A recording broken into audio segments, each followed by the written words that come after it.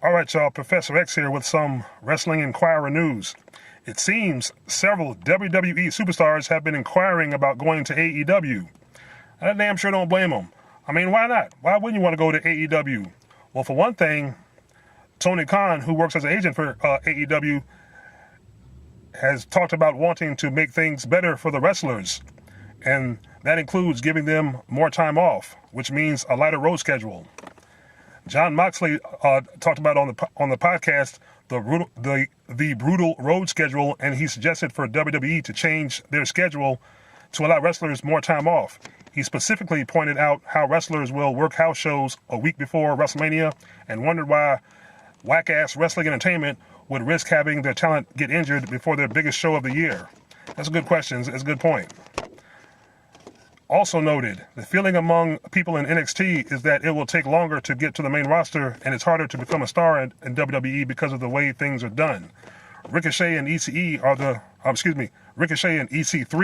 are the two latest examples of wrestlers that were expected to get higher spots on the card on the main roster, but they have floundered. Yeah, especially EC3. Ricochet started out strong when he was in tag matches with Aleister Black, but he's been the victim of 50-50 booking. In my opinion, he's been the victim of 90-20 booking.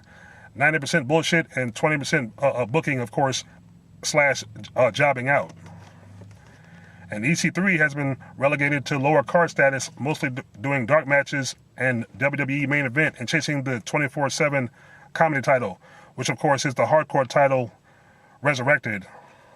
And it says these days WWE is less likely to fire someone, and that is why some are not ready to take the risk of leaving to go to AEW. For one thing, when you ask for your release to go to AEW, Vince McMahon just puts you in the chokehold, as we all know.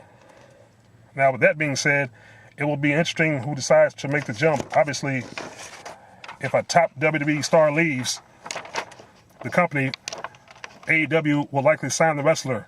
Last weekend, at Double or Nothing post-show media scrum, Dustin Rhodes said that he received about 36 text messages from people in WWE. Chris Jericho said on his podcast, of course, that he has heard from a lot of current WWE talent that can't wait to tell their story on, as John Moxley did on Talk Is Jericho. I can't wait to hear those stories either, because I'm pretty sure there's a lot more bullshit where that came from. And as far as contracts coming up in WWE, the current ones are Mike and Maria Kanellis. Of course, we don't need those two anyway, because really WWE hasn't done anything with them, and when they first debuted on TV, wasn't excited really to see them. Also, Luke Gallows and Carl Anderson, contracts expiring this fall. Mike and Maria expires this month.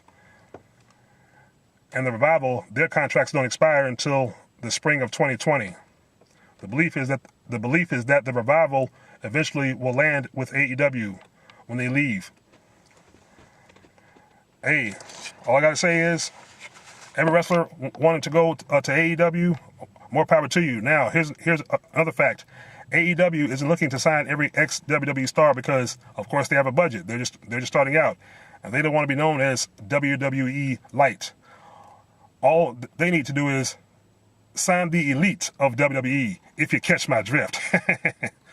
Anyway, like I said, certain talents in WWE don't need to go there and ruin what they got going. So don't sign Sasha Banks, but I would say sign Bayley. Bayley has talent. I think she would shine well in AEW, more so better than Sasha Banks did in WWE. Just sign the wrestlers of WWE. Don't sign none of them Total Diva skanks. Just find, because there's not much of them. I would sign Natty if she were to leave. Natty would be a good asset. I would sign Tamina. Don't sign Nia Jax, because she might injure your roster, and that's not good. But anyway, leave your thoughts and comments. Like, share, and subscribe. Peace.